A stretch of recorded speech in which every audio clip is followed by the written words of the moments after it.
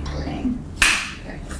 This is Tanya Pearson interviewing Donita Sparks for the Women of Rock Oral History Project on July 21st, 2015 in Santa Monica, California. Thank you so much for participating, Donita. My pleasure. Like I said, this is a personal biography, so I'd like to start at the beginning. It's like, Donita Sparks, this is your life. Where you grew up, relationship with your parents, if you had any siblings, when you started getting interested in music. I was born in Chicago, on the south side of Chicago, and my family moved to the suburbs when I was 2.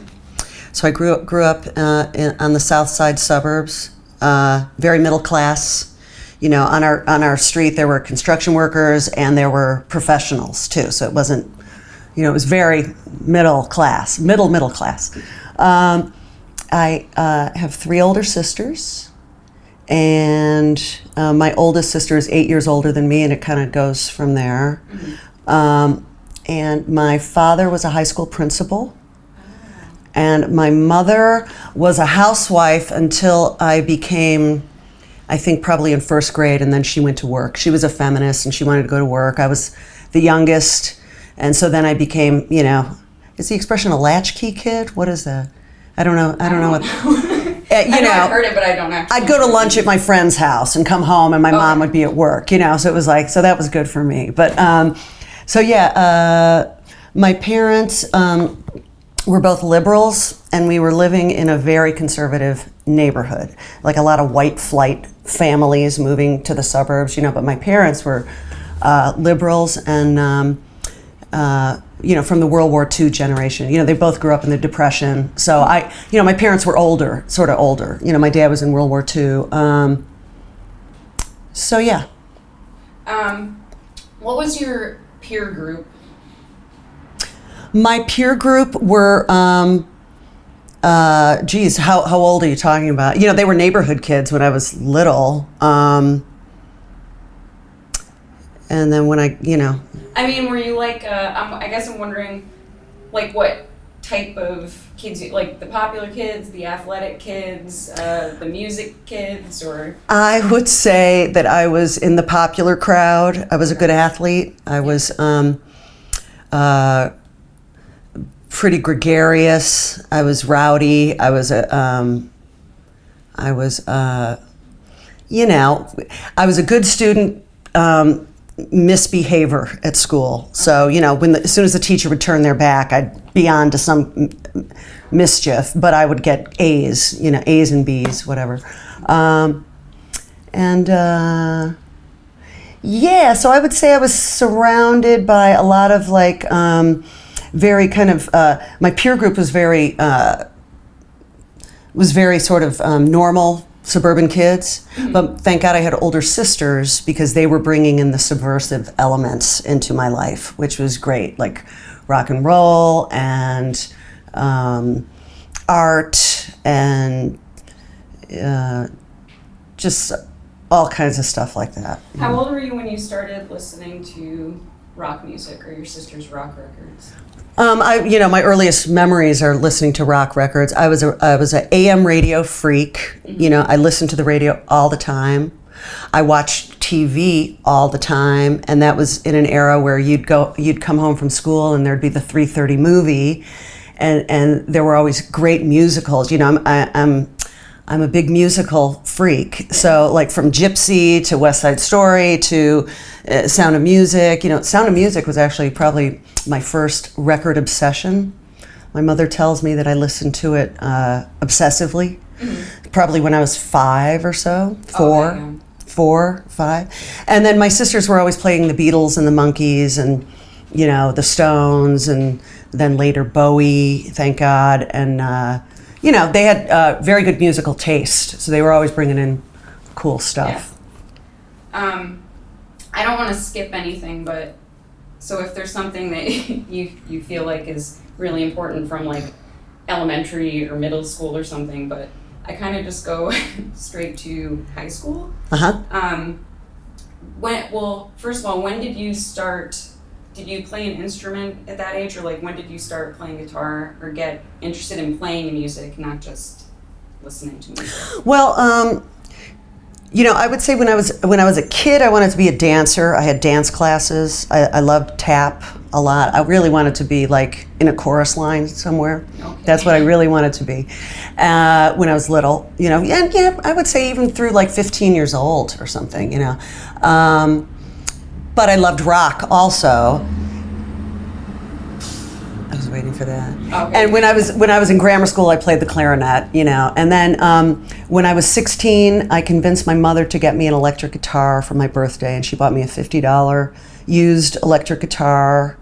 I had seen my sister come home from college, and she was playing guitar a little bit, and I was so fascinated just watching her hands, and I was like, wow, that looks really cool. And even though she never plugged in or anything, she just had a guitar, and she was playing an electric guitar. So yeah, I would say I always had fantasies of being on stage, whether it be a dancer or a singer, or I never imagined myself to be a guitar player, but I knew I wanted to be in show business or something. You know what I mean? I was very much drawn to that, look at me, look at me, look at me, look at me kind of thing, and would fantasize about that a lot while listening to rock. And then, I think that when my sister came home from college with a Ramones record, I think that kind of busted the whole thing open, because that really I was kind of deciding, that was like when I was 15, and I was deciding, am I going to go to college and go that route, or am I going to go just a little more punk and off the rails? And that was the deciding, then I really just started to, just get into, dye my hair and really just, change into sort of what I became now, you know what I mean? And then, off of that, did your parents support that about you? You said that you always had a need to kind of be on stage or be performing. Mm-hmm. And what were their expectations for you? Like, did they expect you to go to college, or did they support your desire to be a performer? Well, it's funny because my parents, my mother was very culturally, would turn me on to a lot of things culturally. We would see,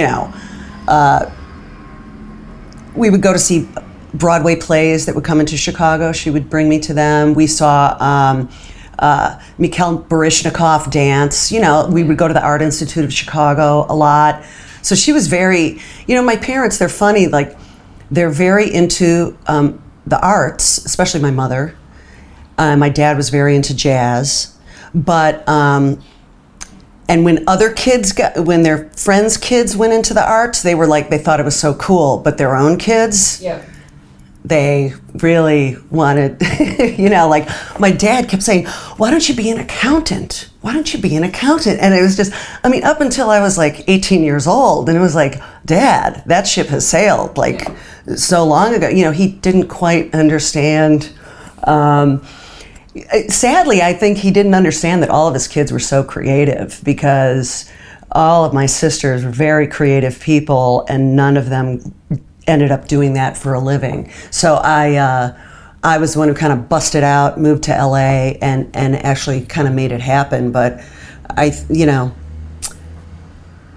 that both of my parents, being from the Depression, they were don't fuck around with that. My dad's thing was always have something to fall back on, have something to fall back on, and I don't have anything to fall back on. So he was right in that sense, but who wants to have something to fall back on when you're 18? You know what I mean? It's just ugh. So did you go to college? No. Oh, okay, you never. So what did you end up doing after high school? Did you just pursue music? I knew I wanted to move to LA pretty early on, probably even before I heard the Ramones, when Bowie was in Berlin and stuff, and I was probably in 7th grade or something like that. I was really fascinated with that. I just started to think I want to get the hell out of the south side of Chicago. That's a must.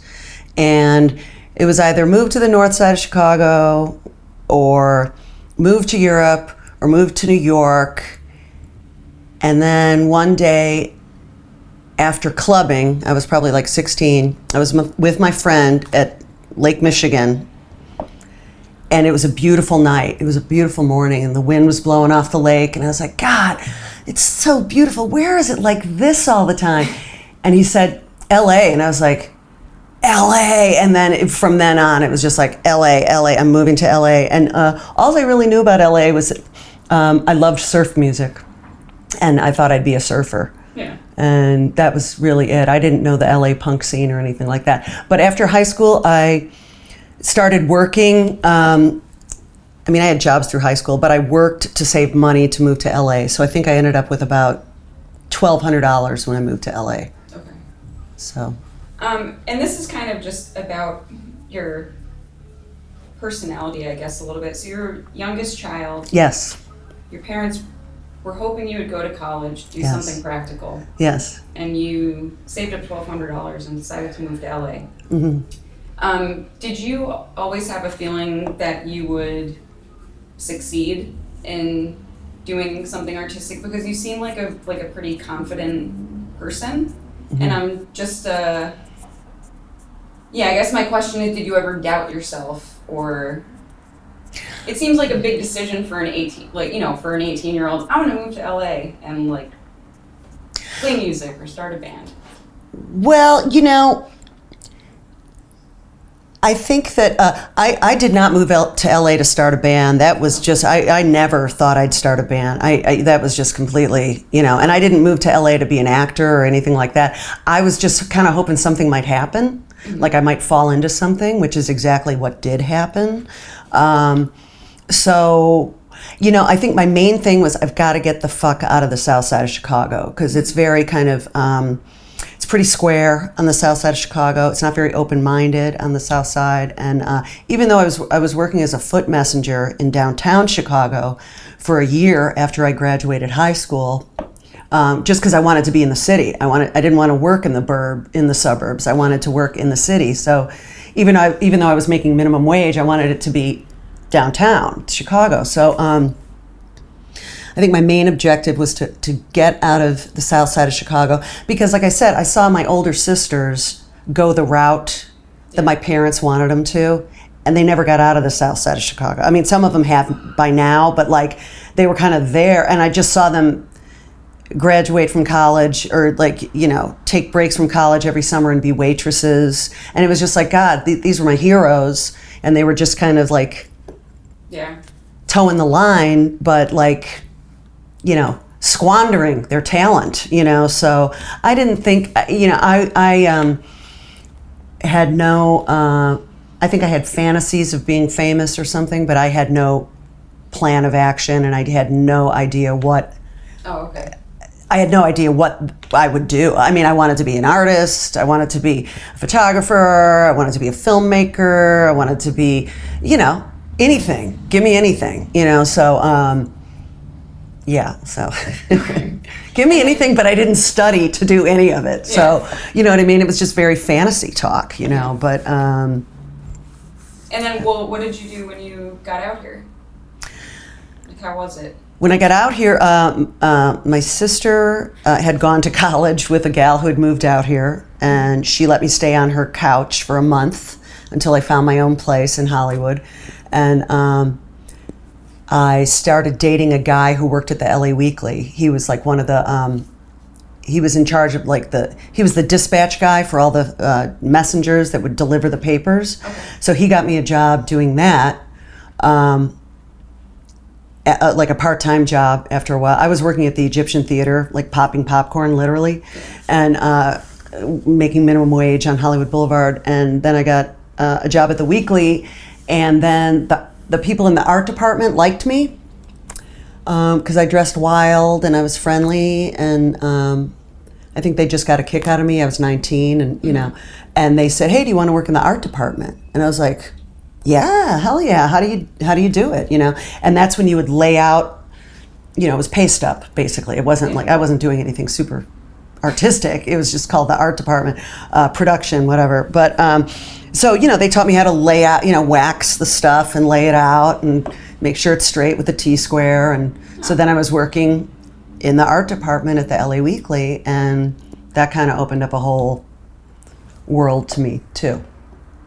What kind of, just networking or meeting different kinds of people? Well, my boyfriend was very, he knew the punk scene a lot. So I was kind of meeting kind of the after hours crowd through him. But at the LA Weekly, I met a lot of people who were artists and like who were writers, people in bands, people who, just artists of all kinds, So that was cool because it just, it gives me a network of people I still encounter today and still run into today. And was that early 80s? Yeah, that was 83. Okay, and then L7 you started in 85? Yeah. Was L7 your first band? No. Okay. What was your first band? I had a couple other bands. One was called, my first band was called the Debbies. Okay. And I did that on a dare.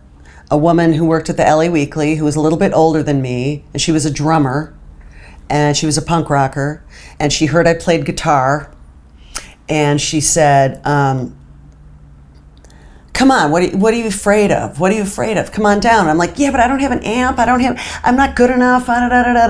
And she's like, well, you've got to be better than Susie Gardner. That's nice. My bandmate and future partner.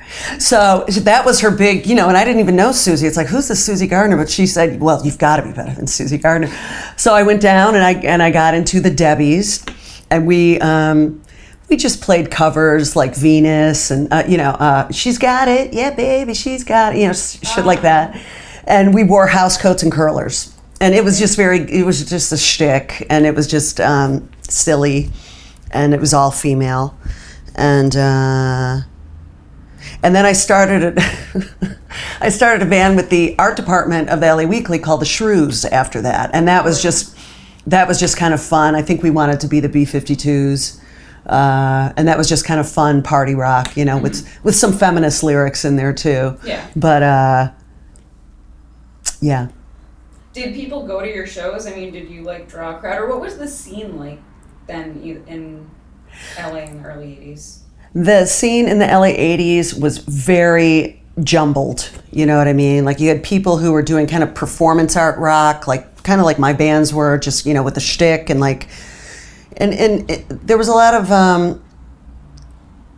the scene that I was in and the scene that Susie was in was a scene that was like rock mixed with people who wanted to put on a show kind of thing, and they were artists, so it wasn't the heavy metal scene or anything like that. It was kind of the Silver Lake bohemian scene, and so some of the bands were very arty and some of them were very goofy. And then in LA in general, there was a cow punk scene, there was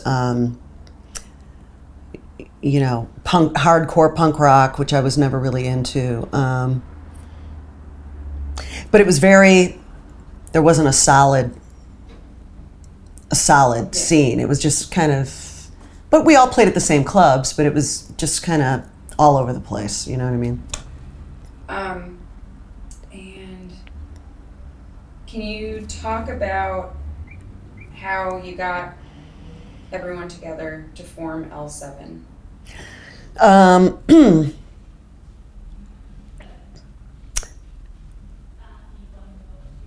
Susie, I got to know who Susie was because she was now dating the guy who had gotten me the job at the LA Weekly. She was now dating him. Right. Yes. And she had worked at the LA Weekly. She got my sloppy seconds as a boyfriend, but I got her sloppy seconds with her jobs. Oh, that's a better deal, I think. So I got her sloppy seconds. She had worked at the LA Weekly in the art department. She had worked at a place I was part-time waitressing at called Millie's. She had worked there before I did. And she had been in the Debbies before me. So, and I started to know who she was because she was cocktail waitressing at Raji's, this club, And, but she was very different than me. She was really kind of wild in this one way, and I was wild in another way. And, but that mutual boyfriend said, oh no, maybe it was somebody else from the LA Weekly. Maybe I think there were probably a few friends that said, you and Susie should play together, because I was in the Shrews and I wanted to play something harder. I was sick of fucking around. We were just nobody could play in the band really, and it was just they played a little bit, but it wasn't like a serious thing. It was just friends basically doing drugs and putting on a show, you know what I mean? So so I went over to Susie's apartment in Silver Lake, her tiny little studio, and she played me a cassette of some stuff that she was working on, and I was like, oh my God, this is exactly what I want to be playing. This is exactly the kind of shit I want to play, which was a little bit Stooges, a little bit Motorhead, a little sludgy. It was just hard rock without being metal, and that's really kind of what I wanted to do. So, and nobody was really doing that very much. It was kind of, everything was very new wave and light, or really hardcore punk, or roots, cowpunky, rockabilly stuff, or country. So this was something I really wanted to do. Which is interesting, because I was never into that music when I was growing up. So never into hard rock. I don't think I was. I don't think I was exposed to the Stooges until probably I moved to LA till I was 19 or so. You know what I mean? Like I didn't really. I knew who Iggy was. I had seen Iggy many times in Chicago, but he was playing other stuff by then. But yeah.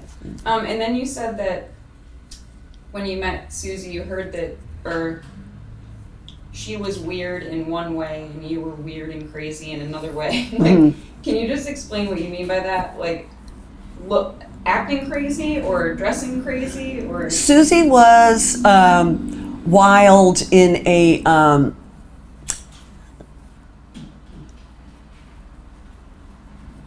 I think Susie was a lot more sexually promiscuous than I was. She was a girl, and she was very. I say this in our documentary. She was a fishnets girl. You know what I mean? She was always, like Susie was. Susie was wasted a lot, and I think sexually promiscuous, and she was. Like I was kind of more goofy. Like I'd wear Coca-Cola pants, and we have these wild crazy mismatched pop culture references. Outfits and stuff, and Susie was very more classic punk, fishnets, miniskirt kind of gal. You know what I mean? Yeah, you described yourself in an interview I just read. You said in the early and mid '80s, and like when L7 was just starting, that you described yourself as being kind of androgynous. And that Susie was like really. I still am. Oh, you still think, yeah. Yeah. I mean. Kinda. I mean, I don't know. I consider myself androgynous. I mean, a lot, most of the time. I don't think Susie was as androgynous as I was. No. And what were other girls or women involved in the music scene? What was like the overall style like? Like, was your androgyny kind of different than how other women were like dressing or acting, or? Well, I always go against the fashion trend. Yeah. It's just not my, you know what I mean? Once everybody starts doing it, I go, you know what I mean? Like I kind of, I don't follow trends, So like in the 80s when everybody had like big hair and, I had like, I went more for like 60s mod. I had, bangs, long hair, 60s mod with like, 70s, a Kiss backpack and like platforms and just like a mashup of fashion. But it's weird because in my life I go through different periods of sometimes looking very androgynous, sometimes 60s mod or wearing mini dresses and stuff, and like. So it's weird, I go back and forth. It's just kind of, I go back and forth, so. But you don't like trends? I don't like trends at all. I kind of got that. Some people are like, oh, it's really in fashion now. I'm like, oh, God. Really don't do totally. It's like, ooh, really? God damn it, I used to like that look. Not anymore, so, yeah. So. Okay, so you and Susie got together. You liked the tape. And said, yes. I really like what you're playing. And then how did you recruit the other members for L7? Can you talk about just getting together, practicing, when you started, like when you played your first show, what the reception was like? Well, first off, Susie, another thing,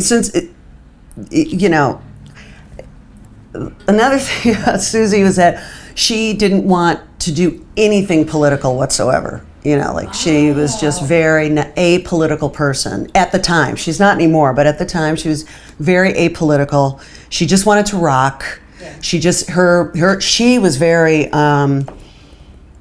she always wanted to be in a rock band. She always wanted to be, she loved Heart. She grew up in Sacramento. She was just, that was probably why she moved to LA.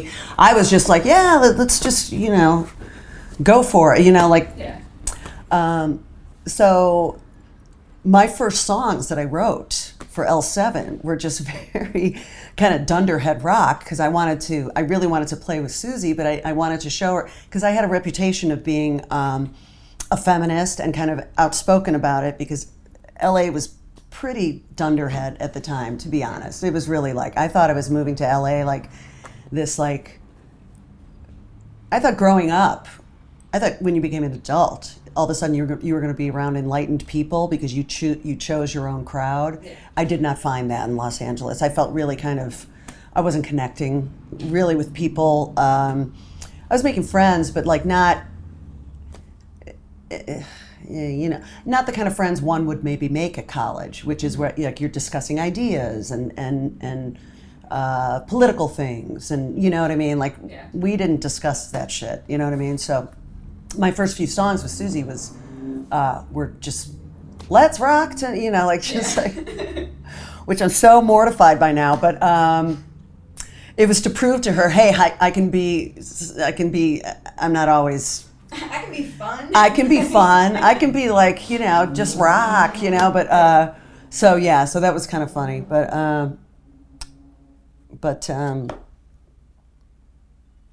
and we went through many years of Susie and I, just her and I, Okay. and we would change. Our drummers were always quitting on us. Our bass players were always quitting on us. It was just years of struggle, really. Her and I. Did you always, were you always planning on having an all-female band, or did you have male members at first? Our first drummer was a guy, and on our first record, he plays on our first record. Mm-hmm. We didn't care. It was, but at the time, it was a situation of the kind of rock we wanted to play. Dudes who wanted to play that kind of rock didn't want to play with chicks. That was my kind of, that's what I gathered out of our experience. And chicks were not that into playing what we were playing. Yeah. So we were kind of in a bit of a predicament there, because we were playing a hard sort of rock that a lot of female musicians that we knew weren't really interested in playing. So. Well, this is kind of a question I had for a little later on, but this sort of fits into it.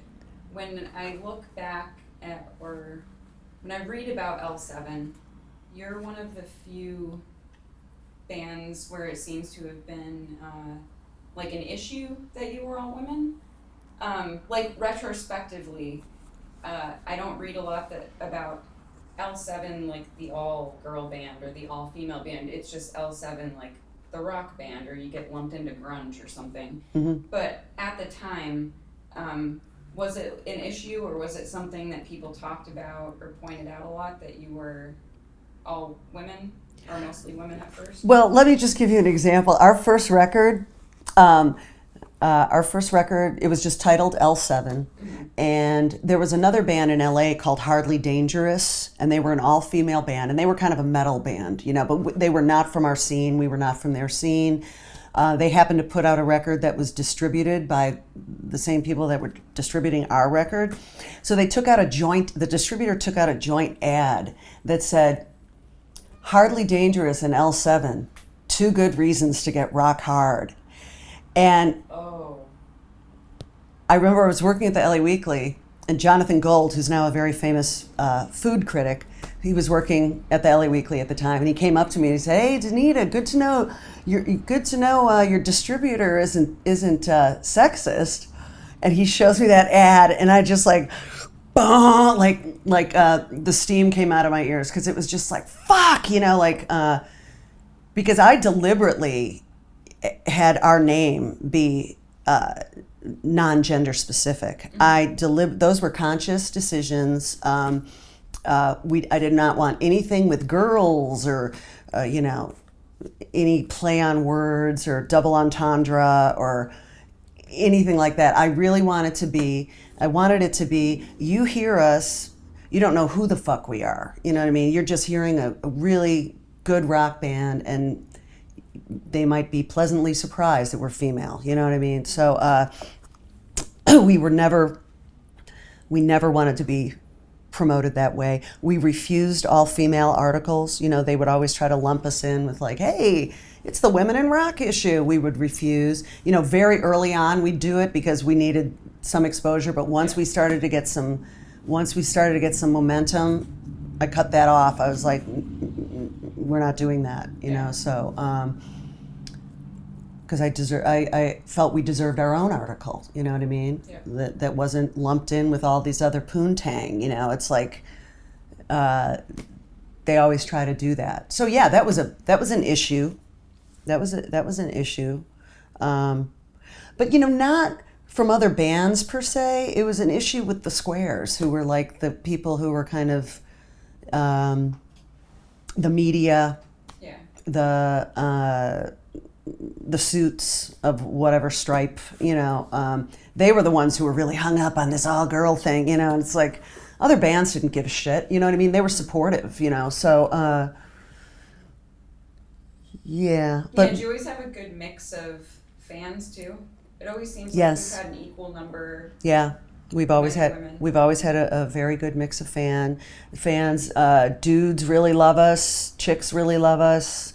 I think we're one of the few bands that has crossed over genre-wise, as far as we just played all these hard rock festivals in Europe.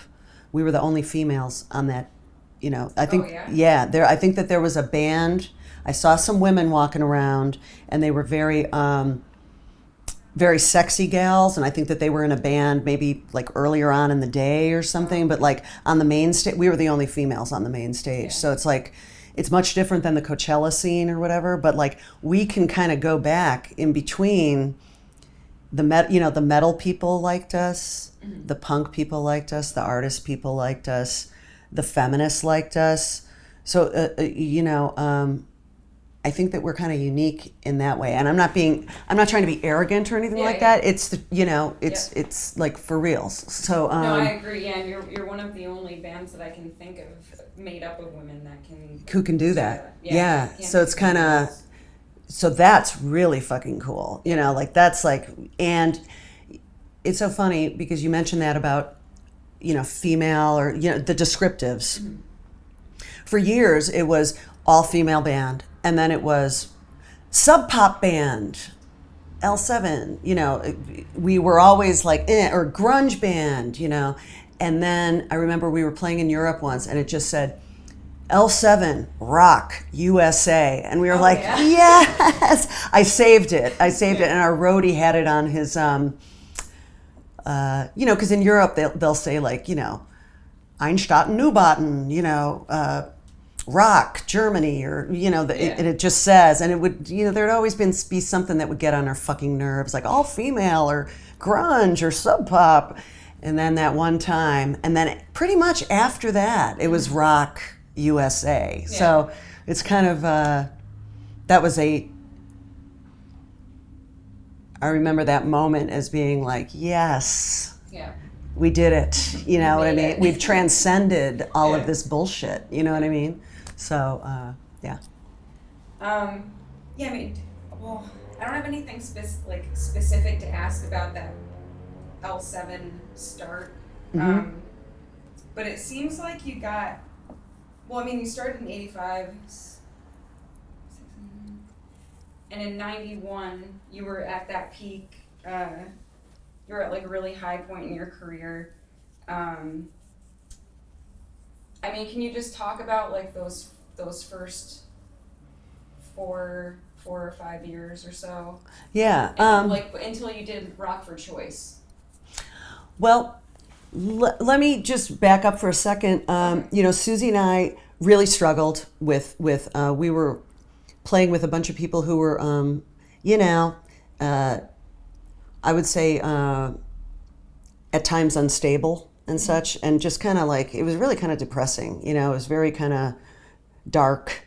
And then Jennifer saw us play a show, and she really kind of muscled her way into the band. She really wanted to be in the band, and like, she didn't even play really. She said she played bass, but she wasn't.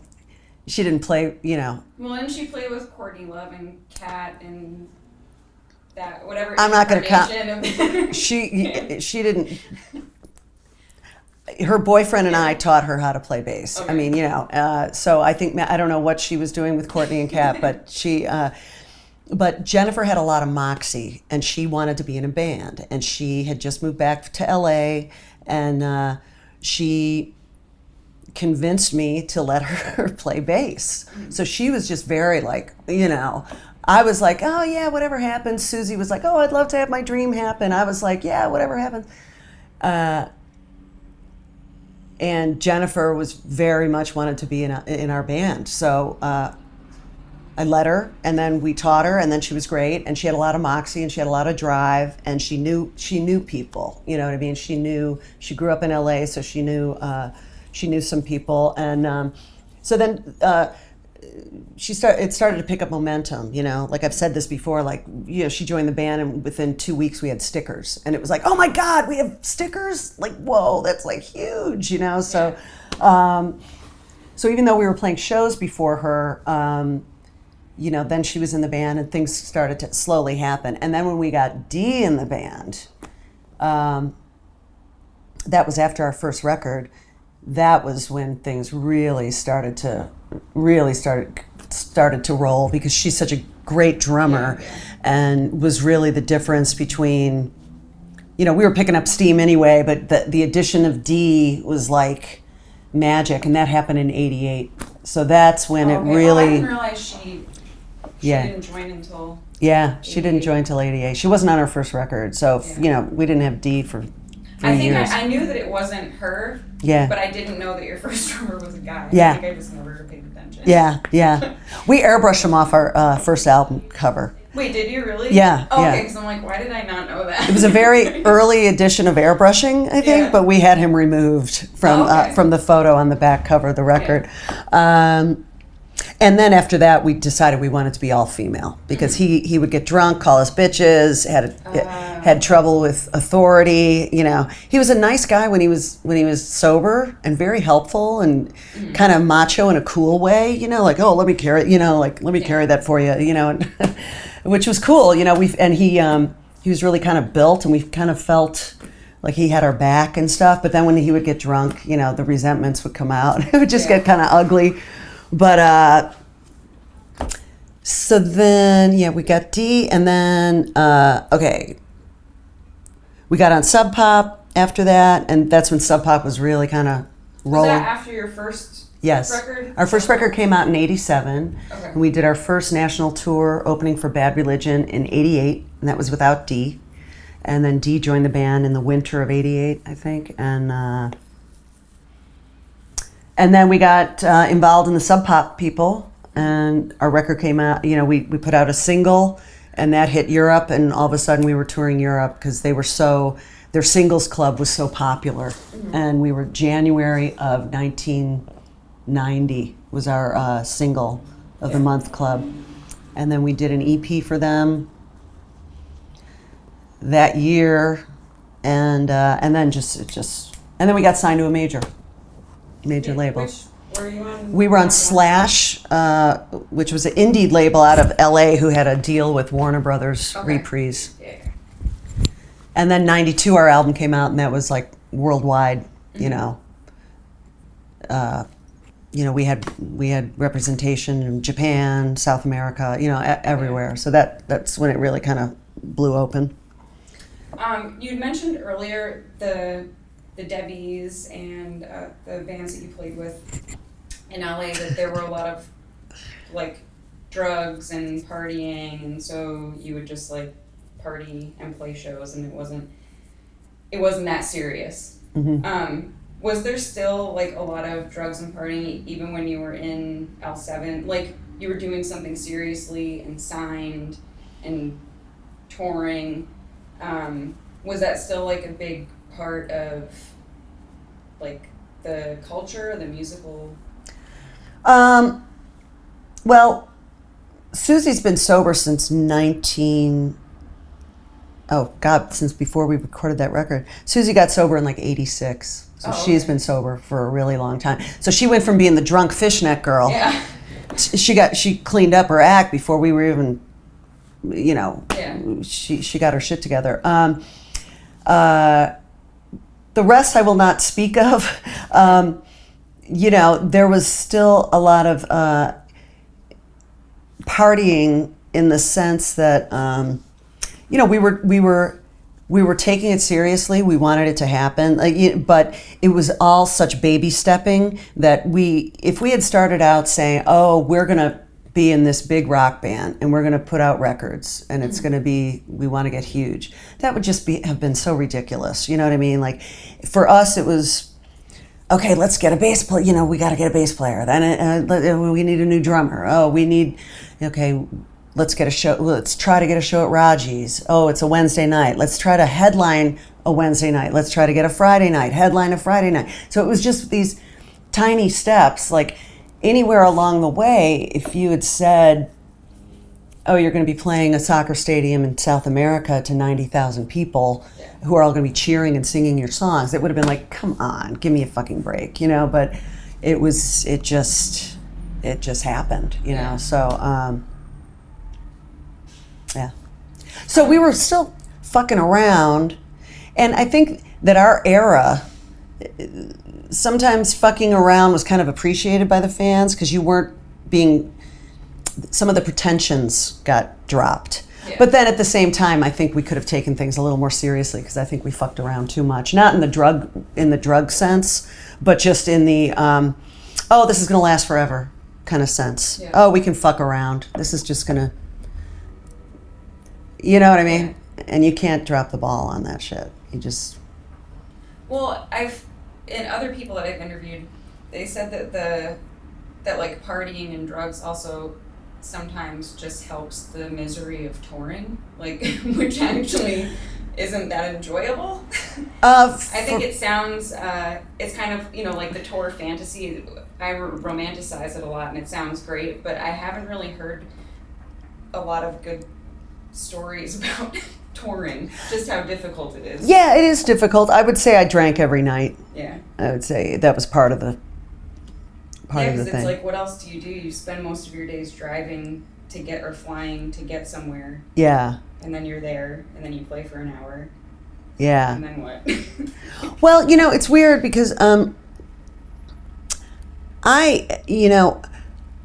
to be constantly around people is not my is not in my makeup at all. I'm very kind of a loner in the sense of I like my solitude, and so to be in a van with like 3 bandmates, 2 roadies, or a roadie and a couple friends coming along or whatever, all sleeping on top of each other in sleeping bags. I mean, we toured the first 5 years in sleeping bags in a van, and crashing on people's floors with our sleeping bags. So to be in that kind of a situation is not in my nature, and yet I really enjoyed it. And they say force yourself out of the box or whatever. I had to, and so I was. And I don't know if that's because I had 3 older sisters, and there was just always people. There were always people around, but I'm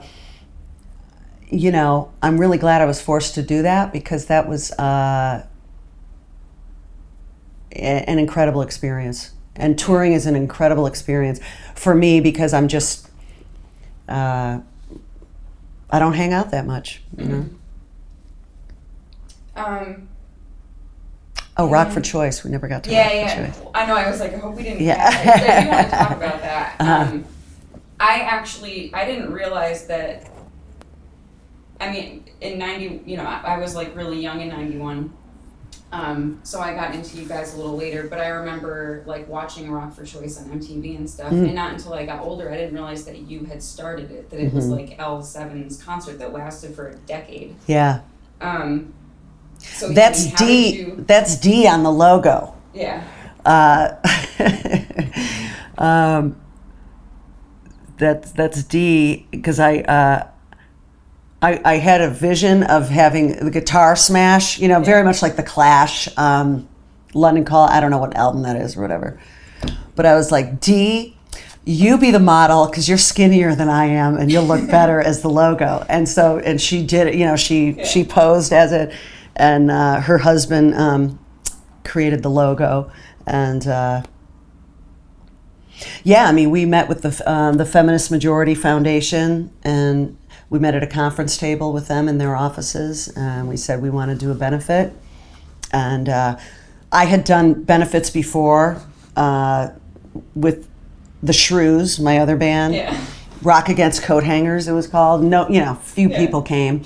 But, I always wanted to, we were playing, L7 was playing benefits for Greenpeace and a lot of other things, and the shit was really hitting the fan with the clinics under attack. Mm-hmm. And so we were like, let's do a benefit. Oh, there's no organization really to do it for, so let's get this thing going with the Feminist Majority Foundation. I think we had a friend who connected us with them, maybe a journalist. And so, yeah.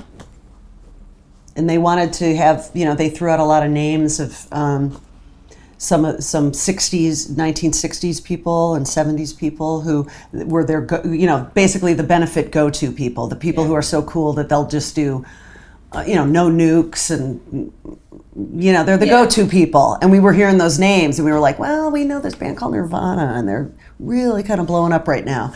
And so that was the first concert with Nirvana, L7, Hole, and Sister Double Happiness. Was 1991. So Nirvana, they weren't Nirvana yet?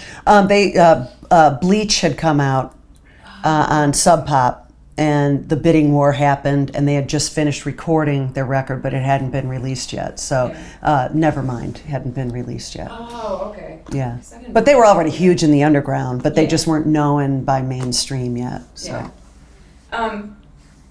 And I avoid him all the time, but it's been very weird because everyone that I've interviewed so far, Nirvana comes up and Kurt Cobain comes up. I think just because he was such a proponent, he was a feminist kind of guy. And then I saw, Dave Grohl filled in for drums for you guys once. I'm not sure if it was the Rock for Choice or if it was a different. No, it was a rally against Desert Storm. Okay. And it was at City Hall in downtown LA, and it was, Daddy Bush was just starting that war, and so it was an anti-war rally for that. Because I was gonna ask how Nirvana helped L7, but it seems like they weren't famous. You were famous before them. No, they were. They were. They were the. I don't know. Some people, they were number one in the underground. Yeah. You know what I mean? We were probably number two in the underground. Okay. Some people may argue that. And some people may say, "Oh my God, you're so arrogant for even saying that." But I would say at times, for a hot fucking minute, we were hot shit in the underground. But I think that they were always, bigger than us. But probably more popular. Always friends of yours. It seemed like you guys were always kind of helping each other.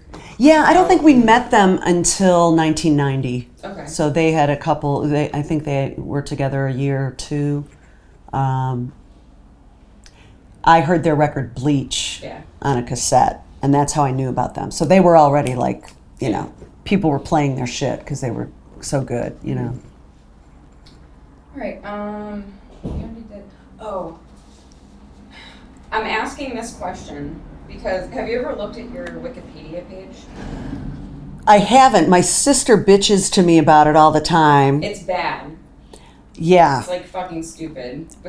I don't know what to do. What do I fucking do about it? Somebody help me out. Like update Wikipedia. We actually did that in the archives because women are so underrepresented even on like Wikipedia. So I can do it. I can fix it. Oh, that would be amazing. Yeah, I don't know how to do it. It's like I hear it's terrible. Really, yeah, it's really confusing and kind of annoying, but I'll do it because I was so disappointed. Oh, that would be great. All it says is I threw a tampon. Like you were yes. Is that it? Yeah. That you were in L7 and you threw a tampon. So I'm like, I don't know if she's gonna be pissed. I'm gonna ask about the tampon though. Okay. And my question is like, what's worse about throwing a tampon in the crowd than like Ozzy Osbourne biting the head off a bat or Gigi Allen throwing his feces at people? Like, why do you think you are remembered and that the main point of your Wikipedia page is that you threw a tampon into the audience once? Well, I can't speak for Wikipedia because I don't know who's updating that shit. But first I'll say no animals were harmed in my act of defiance. And I don't think it's as gross as feces. No. And I think, for a while I was like, oh God, because it would come up all the time, and I was just like, geez, am I ever going to live this down? And now I'm really, I think it's really funny. And I mean, I thought it was funny at the time too, but young women are throwing painted tampons on stage to us now. And, they are? Yes, and I got somebody threw a T-shirt in Germany up on stage, and it says like, I haven't looked it up yet. It's like, and it's got a tampon. So it's like some chick's band with their logo as a tampon, and so it's like, okay, cool. I'll take that. I'll take credit for that. So I think now it's just becoming. The young gals in particular really have embraced the tampon incident. Mm-hmm. So I don't know why it's the only thing in Wikipedia though. So. Well, there was I read an article. There was another controversy. I mentioned the tampon, and then you took down your pants on that TV show. I did. Yeah, and so there was a really good quote. And you said, look, I got shit for being a feminist my whole life. In the 80s, they said I was dogmatic. I was just a very androgynous artist. Steven Tyler and Mick Jagger admit to channeling women when they perform. Isn't that revolutionary? Taking down my trousers didn't feel sexual. I may as well have said I'm a eunuch. And the NME tore into you because, you didn't take your pants off in a sexy Madonna way that you just did. Yes. So the things that you do are subversive because it's not sexy. Maybe that's what I think. I don't think I use the word I'm not sure I use the word eunuch. That could be a misquote, but that's hilarious.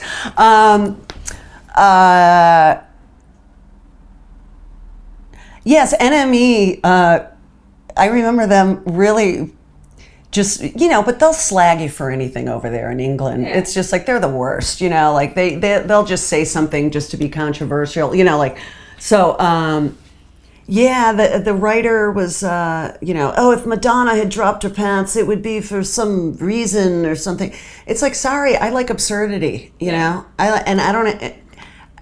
We were playing a live television show. How many times are you on live television? And there had just been a bum contest of men walking around with their pants off, not showing, with banana hammocks on, but their asses out. So it was just I was just fuck it, but it was frontal. I had frontal and, it was, but yeah. Yeah, I mean, I just think it seems like the tampon thing and the pants thing is because you didn't do it in a specific way. You know,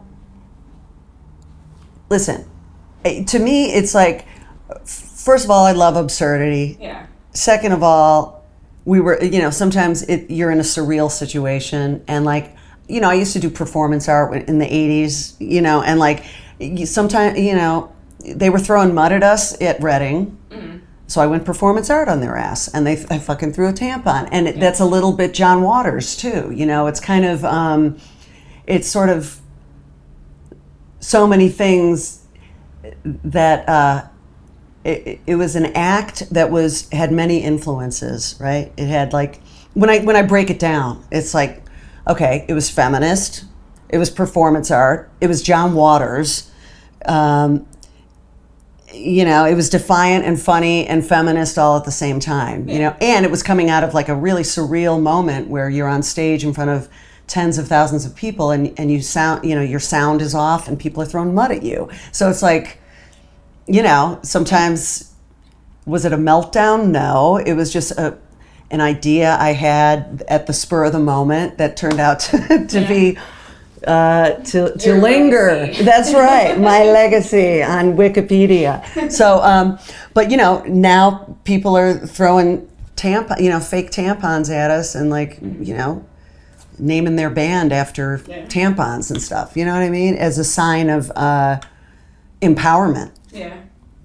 Which is I like think super cool. Yeah, for women, it was a really empowering thing. And I think it was. It like goes to show how uncomfortable people are with menstruation as well. Well, you know, it's a pretty disgusting thing. No. You know, no doubt. I mean, you know, but it's like. Yeah, it's gross, but I keep thinking of like Gigi Allen. I don't think anybody was pleased with Gigi Allen throwing his feces into the audience.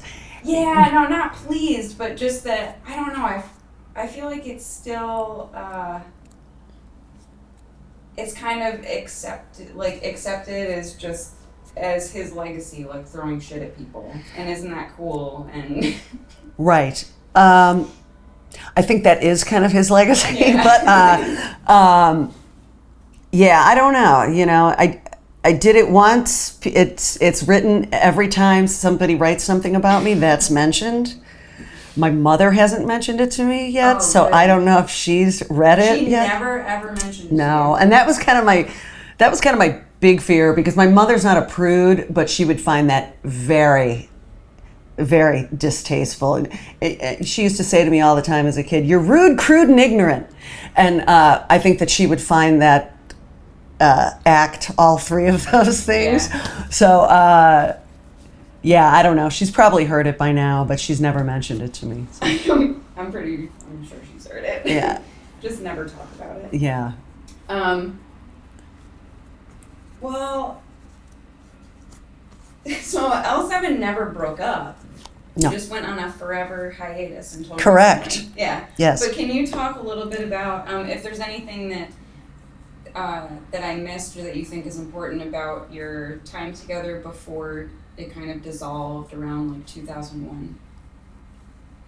Or I think you just put something on your website that you were on an indefinite hiatus. I would say that because I would just like to say, I suppose, that I feel that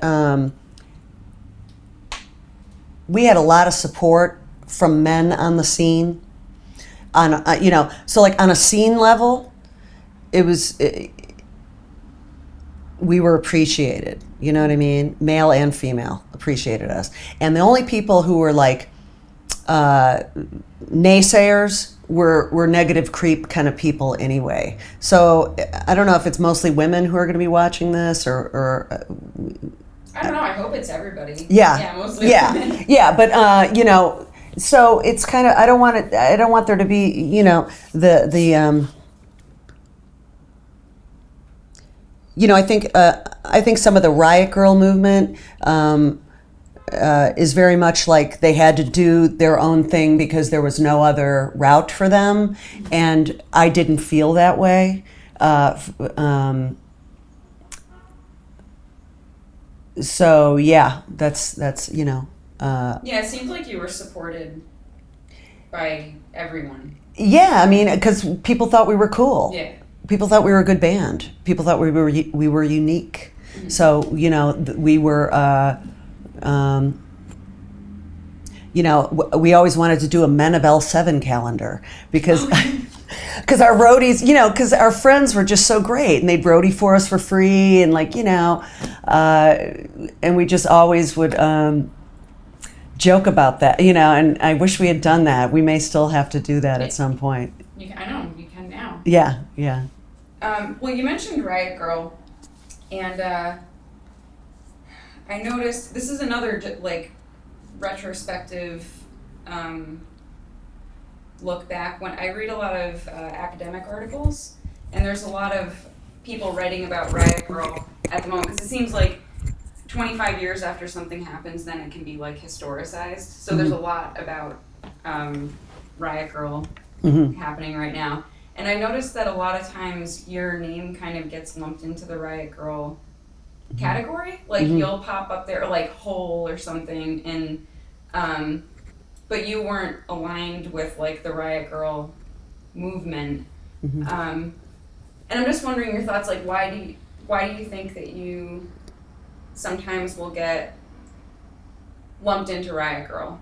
Or because I think that L7's music is kind of hard to categorize.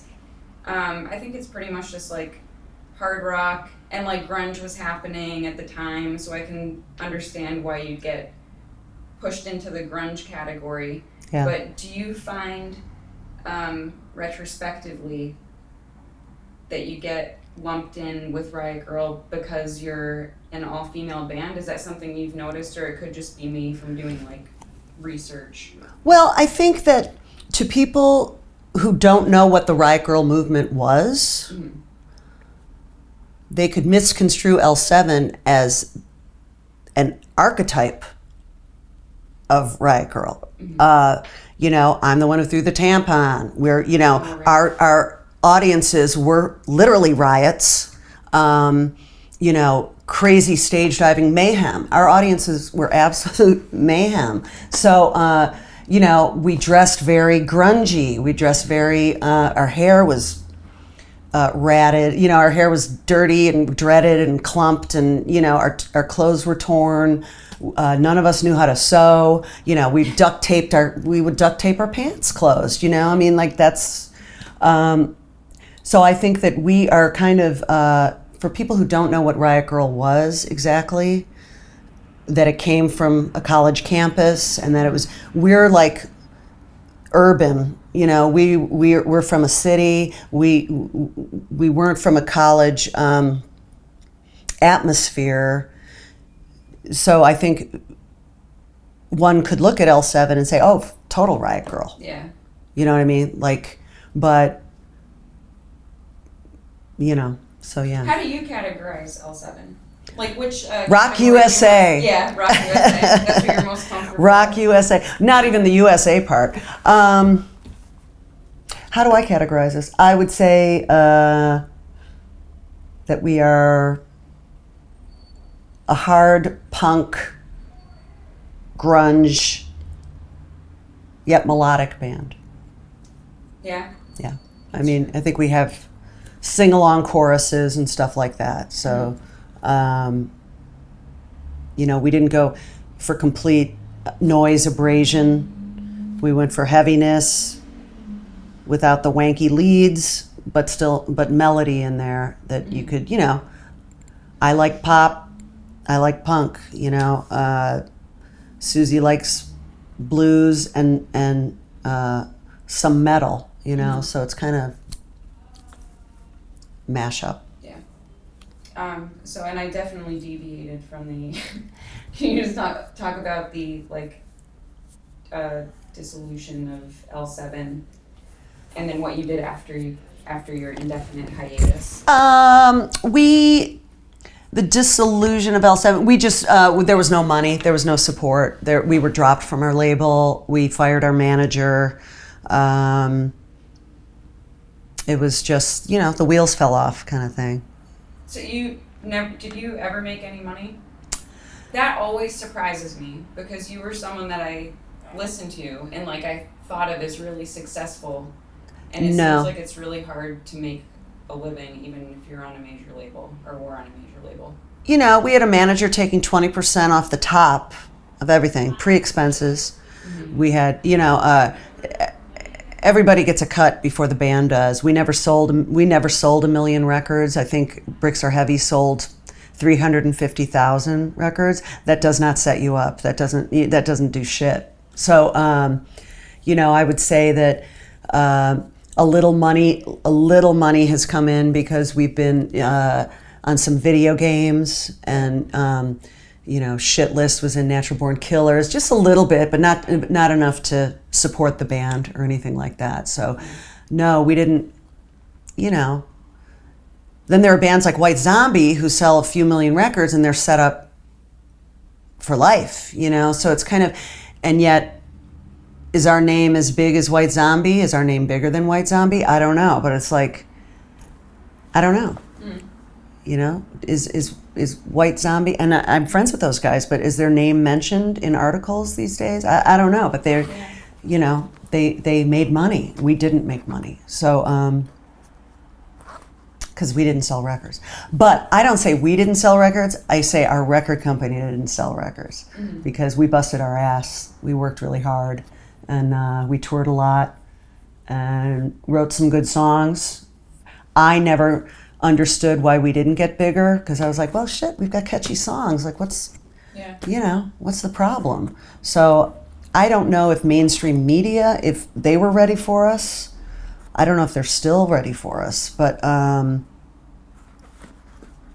yeah, maybe we were just too, I don't know.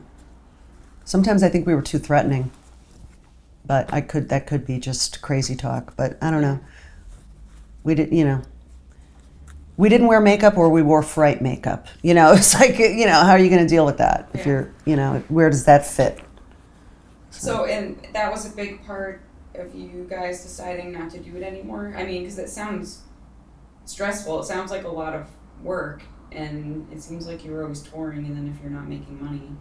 We were 40 and had no health insurance. Yeah. And had no savings, had nothing.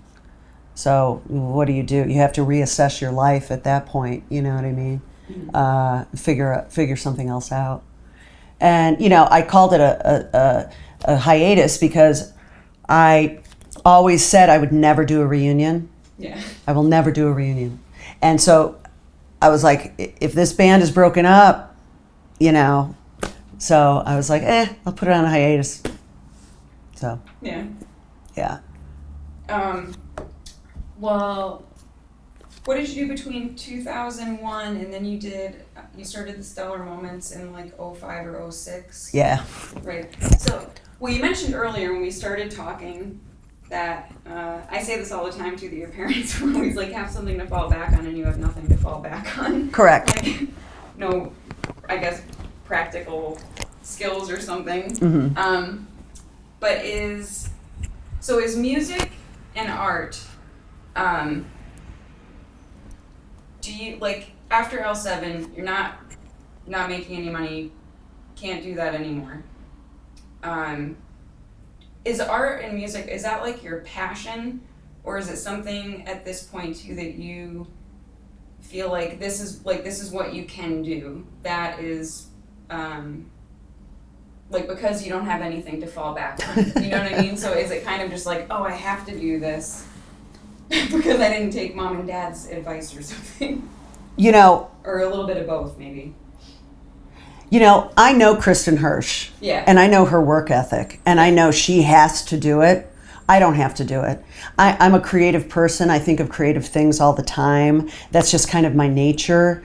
I have the worst work ethic probably of anyone I know. I'm a lazy motherfucker, and like, if I weren't lazy, I'd probably have a body of work that could probably be pretty cool, you know what I mean? Yeah. But I'm just, you know, it took me 4 years to make that Stellar Moments record, you know what I mean? Like, but that was very difficult. I had no support system. Thank God I had Dee. She was playing drums for me and helping me record. We did all that stuff ourselves, but you know,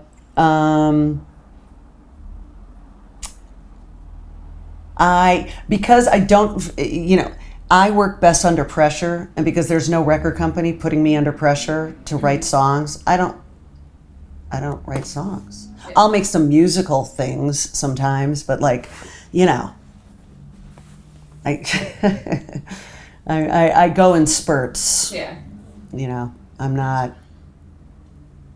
I don't wake up and go into the studio every day or go into the study and write or anything like that. I'm just terrible. So I'm terrible at it. You know what I mean? So I don't know if that's because I'm the baby and I'm spoiled or where that comes from, but You said, I'll just read a quote of yours. And I forget where it comes from. Maybe like Rolling Stone or something. I don't know. But it says, when they split after 6 albums in 2001, we were on the cusp of the digital age, but it seemed as if L7 disappeared completely. And then you said if you Googled L7, there was nothing. I found myself asking, did L7 exist, or am I a brain in a vat making all of this up? Yeah. The Guardian. So, yeah, I guess your thoughts on that, on kind of being forgotten. Mm-hmm. And like the reunion starting to play again. Well, I think that, because we were so, you couldn't find stuff on us on the internet. I mean, it was just like, you'd Google L7 and, Motorola phone would come up or something. And it was like, where the fuck are we? And I remember this one article would always pop up from like East Coast Rocker or something. It was like, L7, some tough bitches. And that was like the headline of this article. And that was the only thing that was coming up. And it was just like, really? Is that our fucking legacy? Like this one East Coast Rocker thing? But, and then it was also, there were a couple bands that were remembered from women in rock of the 90s that were always the spokespeople for women in rock of the 90s. And I sort of had a problem with that, because it was like two people speaking for all of us. And it was like, well, wait a minute, hold on, I just felt it was frustrating to me for years, So I kind of feel like we're taking back the narrative a little bit on that because, there were others out there. There was a whole fleet of women playing music in the 90s, and to have two people be the spokespeople constantly is just like, what the fuck, what I mean? Can we get Kim Deal to chime in on something over here, please? So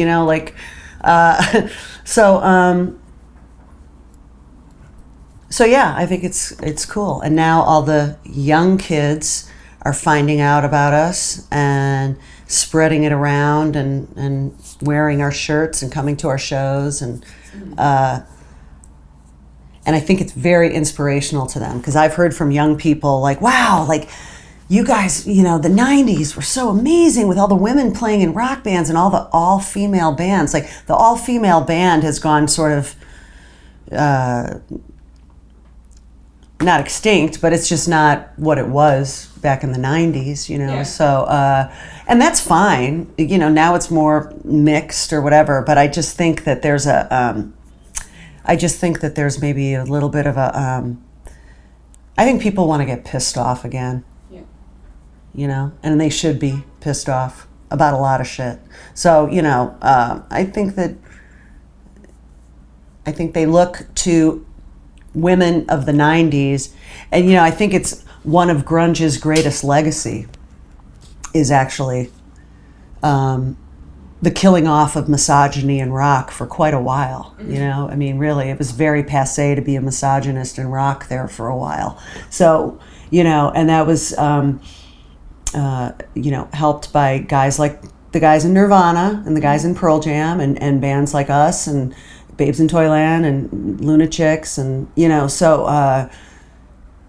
and then Riot Girl later, you know, so, yeah, I think that's a big deal. And you mentioned it earlier, and I have very mixed feelings about it as well, but with all of that being said, how do you feel about the category of like women in rock or women of rock? Do you think it's necessary in a way?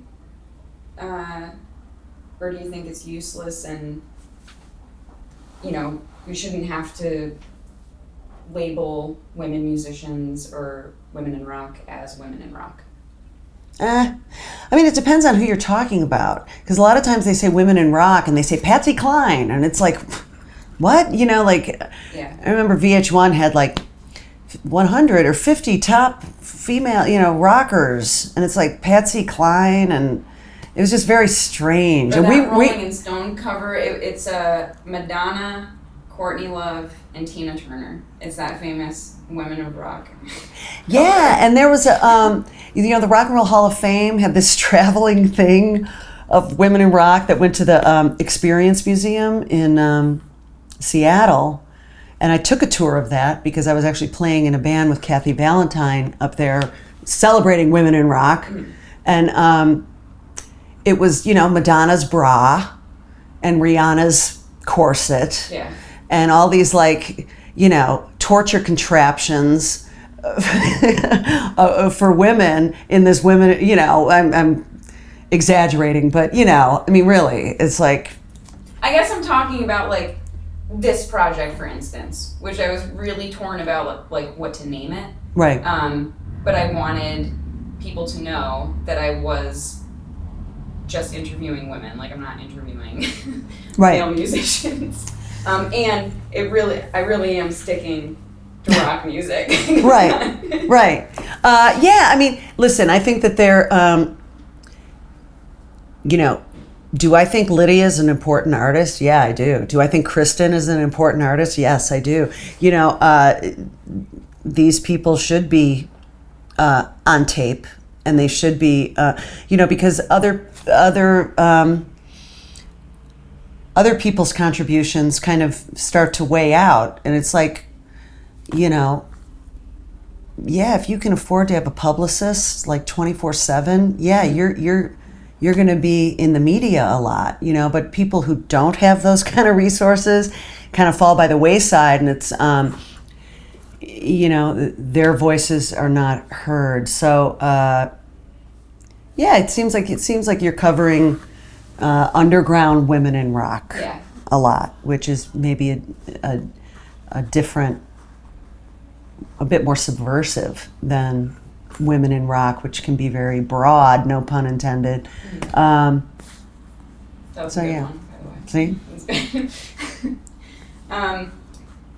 And I always feel really rude asking this, and I don't mean to be rude, but I asked for Gasol in like the worst way possible. Oh God! But just being a woman, performing loud, you know, you play loud music, and it's been a while. So like you've aged. Mm-hmm. Are you conscious of, or is it something that you think about? We were talking about like vanity and stuff earlier. Yeah. I mean, is it something that you're self-conscious about? Do you think about it? Do you not think about it? I don't think it's something that's an issue for guys. I think it's something that comes up a lot more or is more noticeable when you're a woman playing rock and roll. I think that it is... I'll wait till this passes. Okay, let's wait till the truck passes.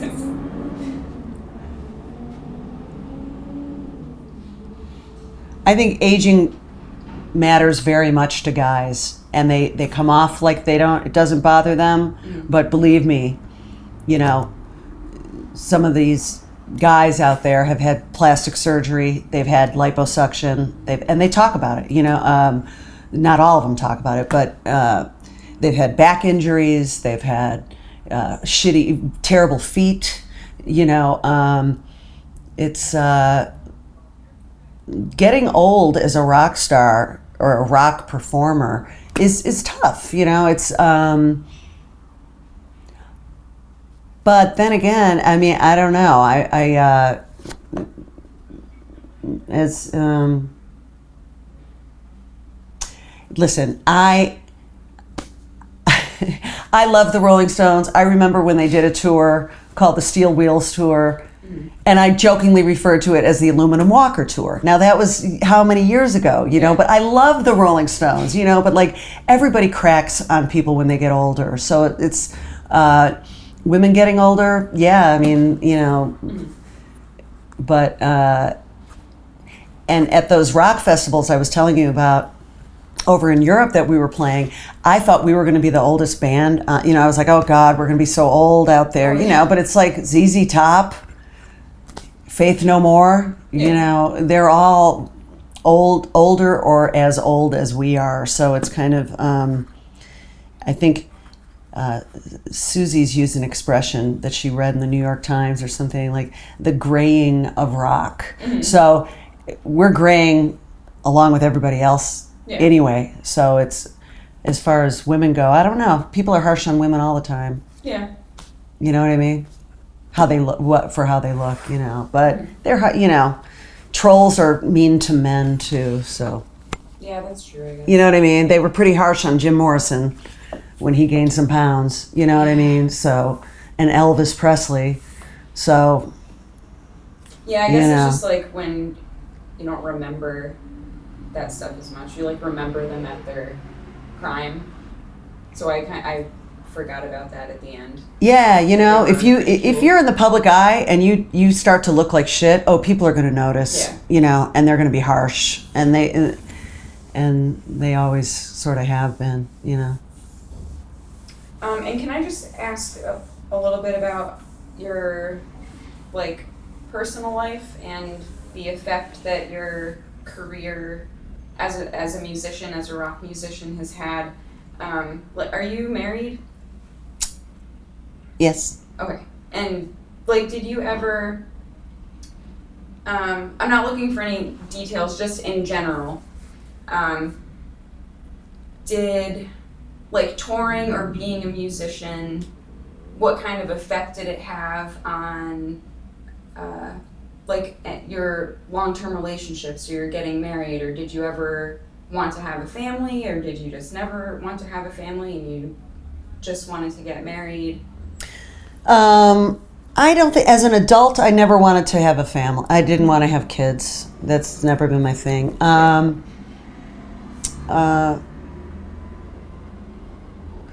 I've had very few relationships that have been affected with me being on the road. Mm-hmm. I'm not a gal who's always had a boyfriend. Like I said, I'm alone a lot.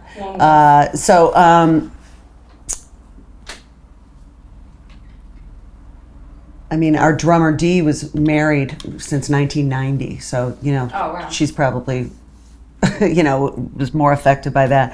I would say, if anything, it may have gotten me laid more, not because of groupies or anything like that, just because, like I said, I was around people all the time instead of, not being around people. Yeah, so, you know what I mean? And there is, there are some people who are attracted to someone up on stage, and it's like, so I probably got more action from being in a band. So that goes both ways too, then. Not in the sense that guys, there's a groupie gene, and I think that it remains only in women. Oh, you think so? Yeah, I mean, I think that there's a fan gene that is throughout both men and women, but the groupie thing is a very female phenomenon. Yeah. Because I've seen some ugly fucking rock guys get laid by some gorgeous women who are just lined up for them, and I'm like, okay, we're not that unattractive. Like, where's the dudes for us? And it doesn't really exist. It doesn't exist. Guys are just too fucking intimidated to come up and, but unless you know, I would always think that a dude that would come up to me gets brownie points for having the guts to come up to me. You know what I mean? So I would say if you're a dude or a chick, go up to a famous or semi-famous person and hit on them, because seriously, that doesn't happen as much as you think it does. You know, with women anyway. Yeah. With dudes, it happens all the time. You can be, you know. Okay.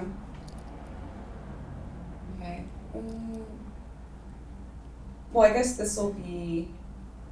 I don't want to end on like the personal life question. That's kind of anticlimactic. Yeah. But, can you just discuss a little bit? You've been working on you had the idea for the documentary a while ago, right? You're working on an L7 doc. Yeah, I mean, a little bit. I'm not holding the reins per se. I've handed that over to a filmmaker, but supplying her with what she needs has been a lot of work, and doing some of the business heavy lifting for the band right now. I've been doing also. So yeah, I've been busy with that for the past few years. Mm-hmm. And that's just. I mean, like you were saying earlier, that was just kind of did that start as a reaction of you feeling like L7 had kind of been forgotten? Like you said, Googling your name and... I think it was a combination, because I was, to be honest, I was kind of pissed, yeah. And I didn't feel like I was bitter. I felt like I was... looking out for my younger self and like what we had accomplished, and like I almost as I told you how my sister read my Wikipedia and it pissed her off. It's almost like I can look at myself as a younger person and be pissed off for that person, like what the fuck, so and for my bandmates, like, God damn it, why doesn't everybody know Susie Gardner's name? That's fucking bullshit. Like, she's a fucking amazing songwriter, great player, really cool voice, like great sense of humor. So it was part of that, and also because I had so much shit in my house, just like archival stuff, and I was like, okay, this has got to get digitized, or I don't want anything to happen to this stuff, because I do feel like it's like, if I were a 16-year-old girl, I'd want to know about L7, so if I were disenfranchised anyone, I'd want to know about L7. So that was the motivation for it, and then I just happened to meet Sarah Price, so that worked out great. She's the documentary. Yeah, okay. Yeah. So that was cool. Well, I'm glad you're doing it, because I think anything that like enriches the historical record is worth it.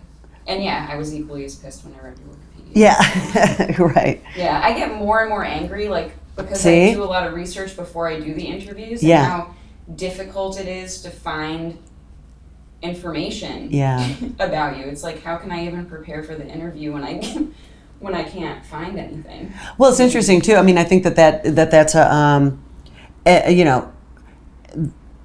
every generation before this time, right now, is very easy to be wiped out. Yeah. Because there's no digital information on them. You know what I mean? So it's kind of this weird, like.